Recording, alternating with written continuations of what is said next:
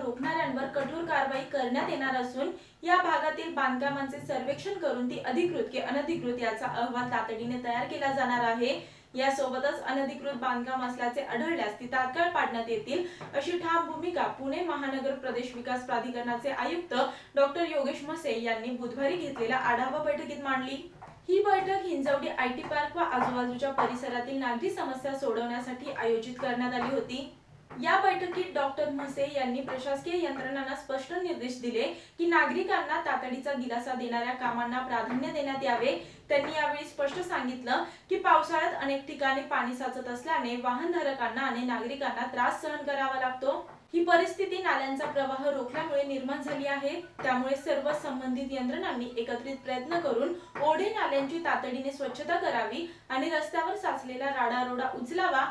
या बैठकीसाठी आमदार शंकर मांडेकर, पीएमआरडीएचे विकास व परवानगी विभागाचे संचालक सुनील मरळे, मुख्य अभियंता रिनाज पठाण, जमीन व मालमत्ता विभागाचे सहायुक्त हिम्मत खराडे, अनधिकृत बांधकाम व निर्मूलन विभागाच्या उपजिल्हाधिकारी डॉक्टर दीप्ती सुरंशी पाटील यांच्यासह महाराष्ट्र औद्योगिक विकास महामंडळ, महाराष्ट्र प्रदूषण नियंत्रण मंडळ, Pune IT-city metro rail limited, जिल्हा परिषद, महावितरण, हिंजवडी इंडस्ट्रीज असोसिएशन, पिंपरी चिंचवड महापालिका, सार्वजनिक बांधकाम विभाग, हिंजवडीतील कंपन्यांचे प्रतिनिधी, सोसायट्यांचे पदाधिकारी, महापारेषण, वाहतूक पोलीस व हिंजवडी मान मारुंजी ग्रामपंचायतीचे सरपंच आणि विविध विभागांचे अधिकारी उपस्थित होते।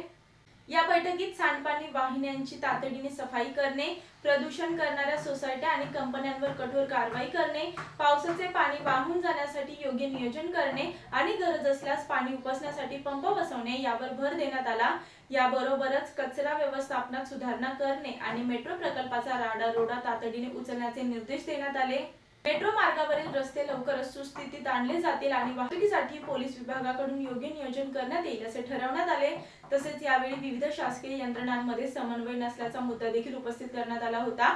यावर उपाय म्हणून सर्व विभागांसाठी एकत्रित व्हॉट्सअप ग्रुप तयार करण्याचा निर्णय घेण्यात आला, जेणेकरून प्रलंबित कामांची माहिती, प्रगती आणि अंमलबजावणी सहज समन्वयाने करता येईल। या बैठकीत तातडीने व दीर्घकालीन उपाययोजनांचे नियोजन करण्यात आले असून 15 जून पर्यंत दृश्य स्वरूपात बदल दिसणारी कामे पूर्ण करण्याचे आदेशही देण्यात आले आहेत। नागरिकांनी काही गृहनिर्माण संस्था आणि कंपन्या दूषित सांडपाणी थेट नाल्यांमध्ये सोडत असल्याच्या तक्रारी केल्या होत्या। या मुद्द्यावरही बैठकीत चर्चा झाली आणि संबंधित ठिकाणी प्रत्यक्ष पाहणी करून तक्रारींची पडताळणी करण्यात येईल असे सांगण्यात आले। तसेच दोषी आढळणाऱ्यांवर कठोर कारवाई करण्यात येईल अशी माहिती महाराष्ट्र प्रदूषण नियंत्रण मंडळाचे प्रभारी प्रादेशिक अधिकारी बाबासाहेब कुकडे यांनी दिली। यावेळी कुकडे यांनी स्पष्ट केलं की नैसर्गिक जलप्रवाहांवर अतिक्रमण करणाऱ्यांवर कारवाई करण्याची मागणी त्यांनी केली होती आणि त्यानुसार आयुक्तांनी संबंधित यंत्रणांना निर्देश दिले आहेत। पावसाचे पाणी सुरळीतपणे वाहून जाण्यासाठी नाल्यांची पुनर्रचना केली जाणार असून मेट्रो प्रकल्प आणि एमआयडीसीच्या सांडपाणी वाहिन्यांमधील अडथळे दूर करून प्रवाह सुरळीत करण्याचेही आदेश देण्यात आले आहेत। या बैठकीच्या माध्यमातून विविध सरकारी यंत्रणांनी एकत्र येऊन समन्वयाने काम करण्याचा निर्धार केला असून यामुळे हिंजवडी परिसरातील नागरी समस्या सोडवण्यासाठी ठोस पावले उचलली जातील अशी अपेक्षा व्यक्त केली जात आहे।